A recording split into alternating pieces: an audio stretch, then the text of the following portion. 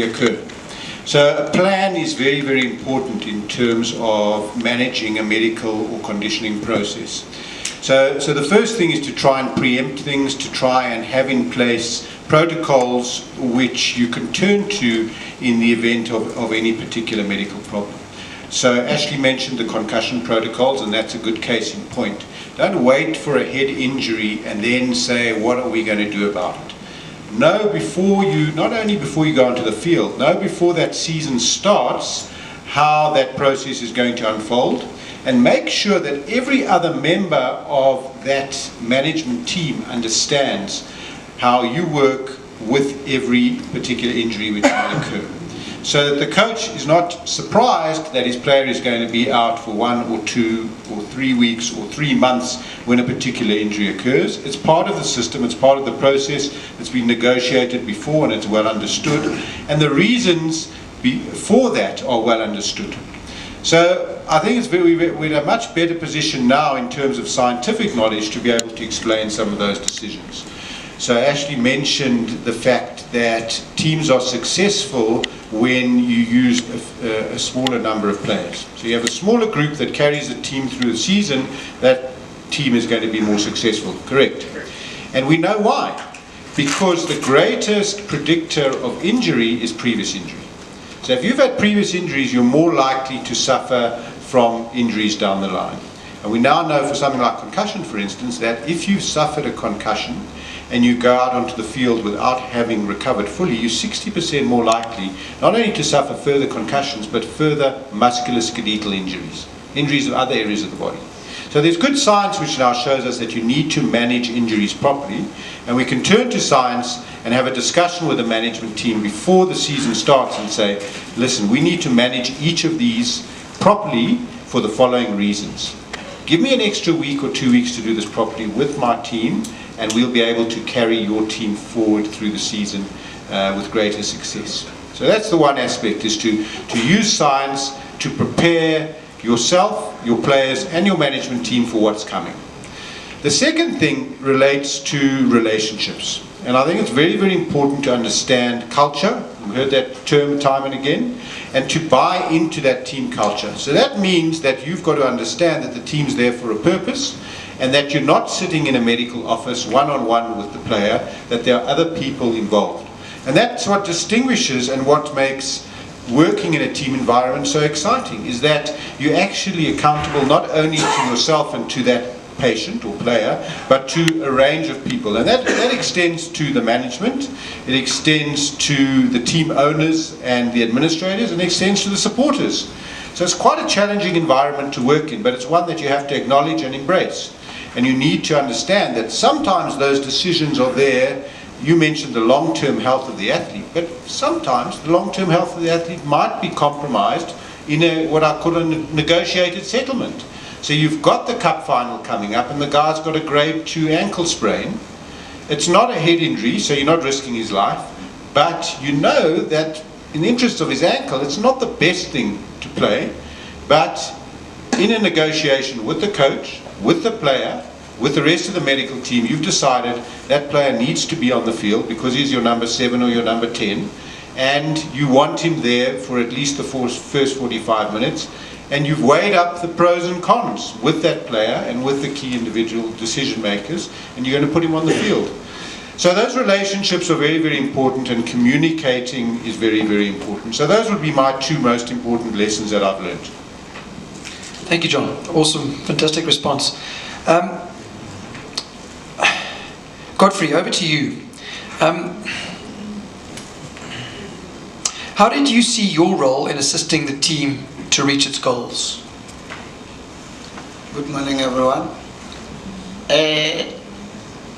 I think it always boils down to the team. When it comes to the team environment, we each have specific roles according to our profession. If we stick to what we have to do, the system works better. I've been exposed to different coaches and they have different culture. Coaches are never the same. So when you get to a team environment, I've worked with one coach somewhere at Platinum Stars who would say the team must warm up, and then we don't know how long is the warm up, and then they have to just be jogging around the field, and we don't know how many laps. So when you ask the coach when are they finishing, he said, no, I will tell you.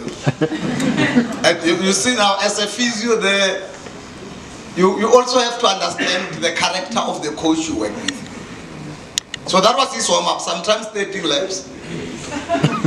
Yes, and then he says, just run at your own pace, run the way you want. So others needed to impress the coach, so they were running very fast. So others would be joking.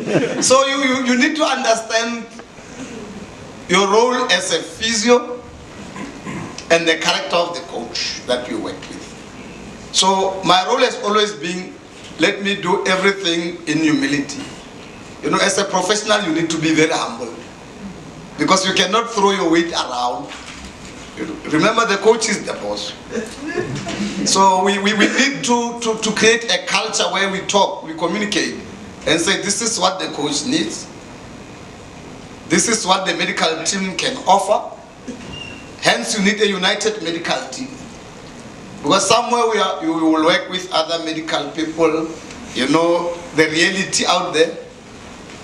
We say this player will be available or will not be available, then the other one goes behind your back and say, the physio says he will not be available. According to me, this man will be available.